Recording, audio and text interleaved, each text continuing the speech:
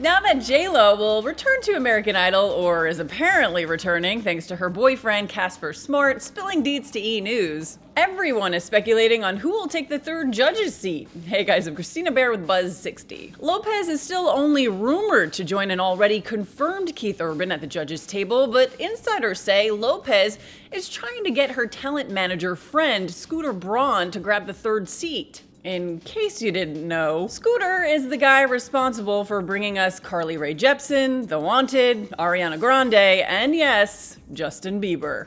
Other rumors swirled that will.i.am would take the third seat, but dropped out due to money negotiations.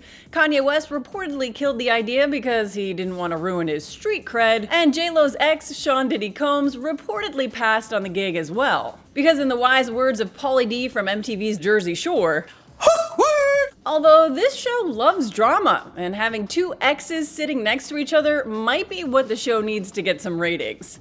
Buzz60, now you know, pass it on.